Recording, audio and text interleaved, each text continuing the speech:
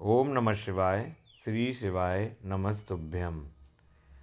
हमने अध्याय 1 शिव महापुराण का देखा सुना होगा। हमने बताया था इसके बारे में, आप सभी ने देखा होगा। अब हम शिव महापुराण के दूसरे अध्याय की तरफ चलते हैं, जो इसमें देवराज को शिवलोक की प्राप्ति कैसे होती है ना। तो देवराज को शिवलोक की प्राप्ति, चंचुला का संसार से वैराग्य। श्री शौनक जी ने कहा, आप धन्य हैं सूत जी, आप परमार्थ तत्व के ज्ञाता हैं। आपने हम पर कृपा करके हमें यह अद्भुत और भव्य कथा सुनाई है। भूतल पर इस कथा के समान कल्याण का और कोई साधन नहीं है। आपकी कृपा से यह बात हमने समझ ली है।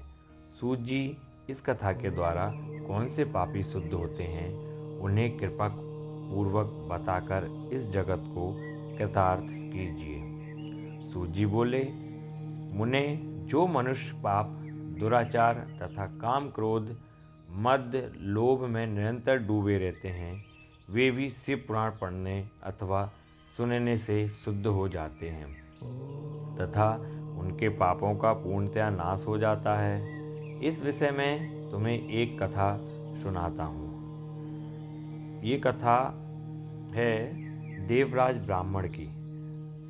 तो बहुत पहले की बात है। किरातों के नगर में देवराज नाम का एक ब्राह्मण रहता था। वह ज्ञान में दुर्बल, गरीब, रस बेचने वाला तथा वैदिक धर्म से विमुख था। वह स्नान संध्या नहीं करता था तथा उसमें वैश्यवृत्ति बढ़ती ही जा रही थी। वह भक्तों को ठगता था। उसने अनेक मनुष्यों को मारकर उन सब का धन हड़प लिया था। उस पापी ने थोड़ा सा भी धन धर्म के काम में नहीं लगाया था। वह वैश्यगामी तथा आचार भ्रष्ट था।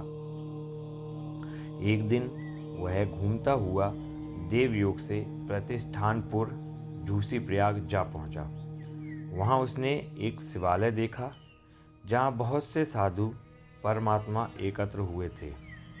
देवराज वहीं ठहर गया। वहां रात में उसे ज्वर आ गया और उसे बड़ी पीड़ा होने लगी। वहीं पर एक ब्राह्मण देवता शिव पुराण की कथा सुना रहे थे। ज्वर में पड़ा देवराज भी ब्राह्मण के मुख से शिव कथा को निरंतर सुनता रहता था।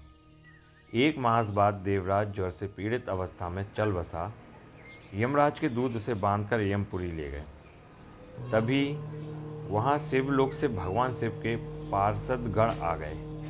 वे कर्पूर के समान उज्ज्वल थे। उनके हाथ में त्रिशूल, संपूर्ण शरीर पर भस्म और गले में रुद्राक्ष की माला उनके शरीर की शोभा बढ़ा रही थी। उन्होंने यमराज के दूतों को मार पीट कर देवराज को यमदूतों के चंगुल से छुड़ा लिया और वे उसे अपने अद्भुत विमान में बिठाकर जब कैलाश पर्वत पर ले जाने लगे तो यमपुरी में कोलाहल मच गया, जिसे सुनकर यमराज अपने भवन से बाहर आ गए। साक्षात रुद्रों के समान प्रतीत होने वाले इन दूतों का धर्मराज ने विधिपूर्वक पूजन कर ज्ञान वृद्धि से सारा मामला जान लिया। उन्होंने भय के कारण भगवान शिव के दूतों से कोई बात नहीं की। तत्पश्चात शिवदूत देवराज को लेकर कैलाश चले गए और यहाँ पहुंचकर उन्होंने ब्राह्मण को करुणावतार भगवान शिव के हाथों में सौंप दिया। शौनक जी ने कहा, महाभाग सूत जी, आप सर्वज्ञ हैं। आपके कृपा प्रसाद से मैं कृतार्थ हुआ। इस इतिहास को सुनकर मेरा मन आनंदित हो गया है।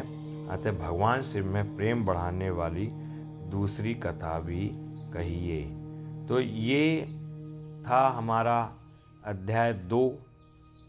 अध्याय 2 की ये कथा थी और अध्याय 2 के बारे में भगवान शिव की महिमा का वर्णन है। अब हम आगे देखेंगे अध्याय 3। तो पहले अध्याय 2 को पहले सुन लें, आप देख लें, समझ लें और भगवान भोलेनाथ को अपने अंदर समाहित कर लें, उनका भजन करें, प्रार्थना करें और उनके ये शिव महापुराण का आनंद लें। ओम नमः शिवाय। ओम नमः शिवाय, ओम नमः शिवाय। श्री शिवाय नमस्तुभ्यम, श्री शिवाय नमस्तुभ्यम, श्री शिवाय नमस्तुभ्यम।